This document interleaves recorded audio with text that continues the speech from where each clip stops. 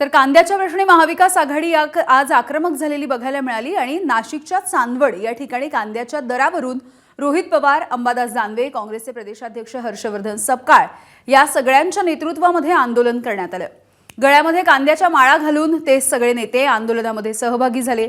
या आंदोलनामुळे महामार्गावरती वाहनांच्या लांबच लांब अशा रांगा लागल्या आणि वाहतूक ही पूर्णपणे कोलमडून गेली होती। यानंतर पोलिसांनी आंदोलकांची धरपकड केली आणि हा महामार्ग सुरळीत केला।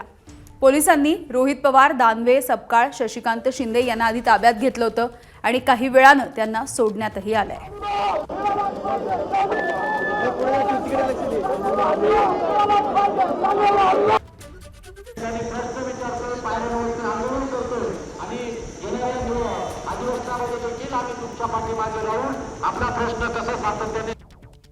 ₹3.20 किलोला कांदा परवडतो, त्याने हात वर करा, हात वर करा ना।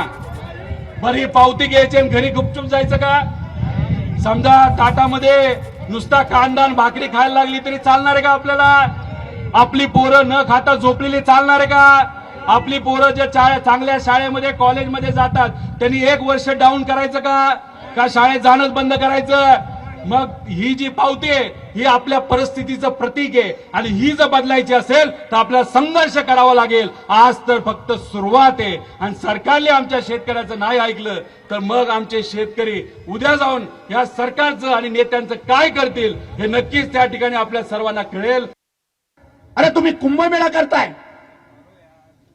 या कुंभमेळ्याला तुम्ही पैसे देताय पण शेतकऱ्यांना देत नाही। या भाजपच्या असलेल्या पक्षामध्ये सर्वात जास्त निधी 8 ते 10,000 कोटी जमा आहे। तेवढा जरी पैसा या शेतकऱ्यांना दिला ना तरी पुष्कळ होईल।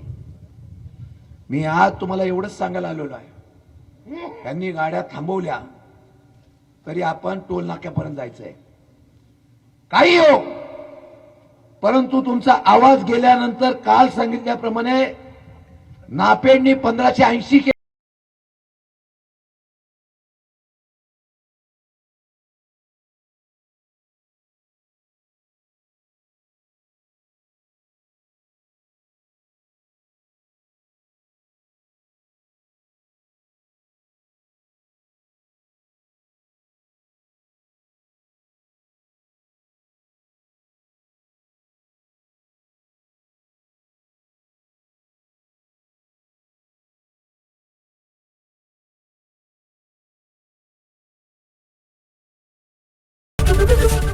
एबीपी माझा, उघडा डोळे बघा नीट।